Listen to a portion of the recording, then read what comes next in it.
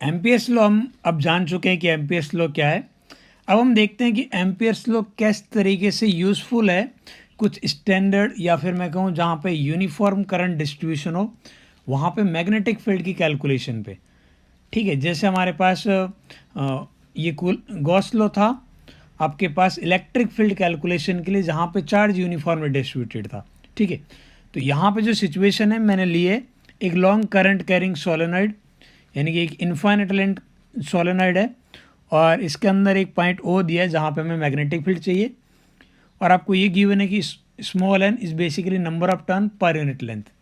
अब Ampere's loop हम समझ चुके हैं। सबसे पहला हमारा स्टेप होता है कि हम एक एमपीएस लूप इमेजिन करेंगे और वो लूप वहाँ से पास होना चाहिए जहाँ हमें मैग्नेटिक फील्ड चाहिए। लूप की शेप को लेके आपको काफ़ी कुछ ध्यान रखना चाहिए। यहाँ पे मैं रेक्टेंगुलर शेप लेता हूँ। कैसे ले रहा हूँ आप आराम से देखिएगा। ठीक है, कुछ इस तरीके से मैं ले लेता हूँ। आप पिक्चर को थोड़ा सा समझने की कोशिश कीजिएगा। ये हमारे पास P Q R S बराबर है, ये एकदम 90 डिग्री पे। अब ये मैंने एक लूप लिया है PQRS। अच्छा, लूप के अंदर आपको एक डायरेक्शन इमेजिन करनी पड़ती है आपकी मर्जी से कोई भी। आप जब इंटीग्रेट करने जाओगे तो लूप की डायरेक्शन क्या लोगे, तो मैं ऐसे ले लेता हूँ P से Q, Q से R, R से S और S से वापस P। तो ये हमारे पास एक क्लोज लूप आ गया।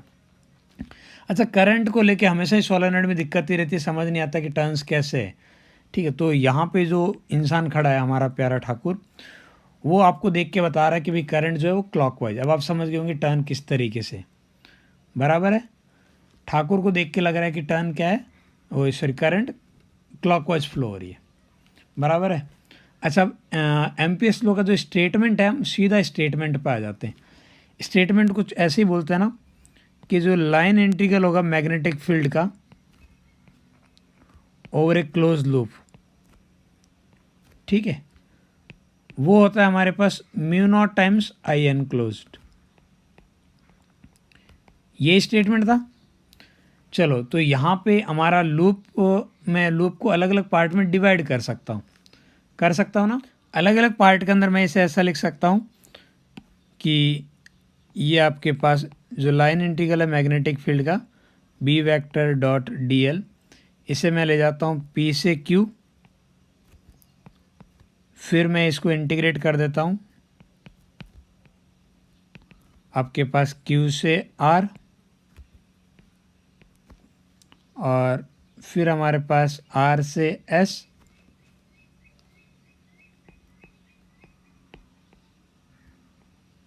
और फिर लास्ट में मैं एस टू पी।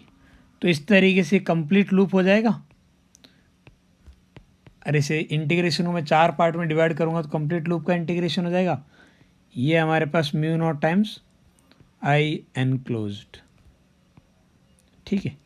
अच्छा, थोड़ा सा इस बात का ध्यान रखिए कि यहाँ पे जो टर्म्स है ना दे आर क्लोजली वाइंडेड। ठीक है। अच्छा, क्लोजली का मतलब है कि टर्म्स बहुत ही पास पास में उनसे दो मीनिंग बोल सकते हैं। एक तो सारे लूप एक तरीके से परफेक्ट सर्कल जैसे बन जाएंगे, और दूसरा मैग्नेटिक फील्ड यहाँ से फील्ड लाइन लीक नहीं होगी। अच्छा, मैग्नेटिक फील्ड लाइन लीकेज को लेकर आप ये समझिए कि आपने 10th क्लास में सोलेनॉइड की वजह से मैग्नेटिक फील्ड लाइंस ड्रॉ की होगी ना, तो अंदर तो आपको पता है कि स्ट्रेट लाइन आएगी, कोई दिक्कत ही नहीं है। अंदर हमारे पास जो मैग्नेटिक फील्ड लाइंस रहेगी बिल्कुल परफेक्ट ऐसे स्ट्रेट लाइन रहेगी, और ये जैसी बाहर निकलेगी फिर ये बैंड होगी। ठीक है, बाहर निकलेगी उसके बाद में ये करंट बैंड होगी। अच्छा, लाइनें कैसे रहेगी, आप लाइन की डायरेक्शन देखना चाहो तो right hand thumb rule use कीजिए। ठाकुर से पूछोगे, ठाकुर जैसे राइट हैंड थंब रूल करेगा थंब किधर जाएगा, ठाकुर से थंब दूर जाएगा, यानी कि ये मैग्नेटिक फील्ड लाइंस रहेगी। अंदर तो बिल्कुल यूनिफॉर्म ऐसे, बराबर है। और यही लाइनें ऐसे बाहर से बैंड होकर आएगी ऐसे, और ये लूप ये बहुत ही बड़ा है तो ये जो लूप बनाएगी बहुत बड़े लूप बनाएगी। इन तो इसके मैं ये बोल सकता हूँ कि ये जो जस्ट आउटसाइड ये जो आपके पास जो भी रीजन है जहाँ पे ये एक साइड है हमारे लूप की आर एस, वहाँ कोई मैग्नेटिक फील्ड लाइन नहीं पहुँच पाएगी क्योंकि टर्न बहुत दूर से आ रहा है। ठीक है, तो जो R2S अपन इंटीग्रेट करने जाएंगे तो इस पार्ट का इंटीग्रेशन 0 आएगा। अच्छा, इसके 0 का क्या रीज़न है कि मैग्नेटिक फील्ड 0 होगा। और ये अपन स्टोरी में स्टार्टिंग में कैसे बोल दिया, ये इसलिए बोल रहे हैं कि टर्न्स आर क्लोजली बाउंडेड, तो यहाँ पे फ्लक्स का कोई लीकेज नहीं होगा, सारी लाइनें बाहर से घूम के आएगी, तो बहुत ही बड़े सर्कल बनेंगे। तो एक पार्ट का इंटीग्रेशन तो हमें तुरंत मिल गया। अब अपन बात कर लेते हैं, यहाँ देखो ये S to P और Q to R, यहाँ मैग्नेटिक फील्ड और डीएल वेक्टर दोनों परपेंडिकुलर है, तो इन दोनों का आंसर भी 0 रहेगा। अच्छा, इनका 0 का रीज़न क्या बता रहे हैं अपन, यहाँ पे देखो आप, magnetic field is perpendicular to DL vector, तो डॉट प्रोडक्ट 0 आ जाएगा। तो बेसिकली हमें एक ही पार्ट का इंटीग्रेशन चाहिए, that is P to Q, बराबर है।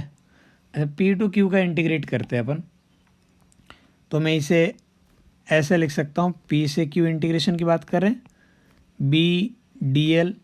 अच्छा, B और DL एक ही साइड में है, चेक कर लो,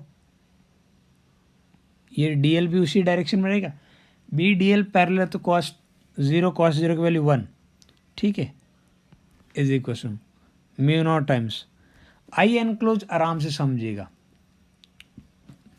ये जो आपके पास लूप है, इस लूप के अंदर जितने इस यहाँ से यहाँ तक टर्न आएंगे, एक टर्न पास होगा तो आई करंट पास होगी। ये करंट हमारे पास इस तरीके से, आप इस लूप को है ना देखोगे, तो मैं थोड़ा सा साइड में बनाता हूँ, आपको और बेटर तरीके से समझ में आएगा मैं क्या बताना चाह रहा हूँ। ये जो हमारा लूप है,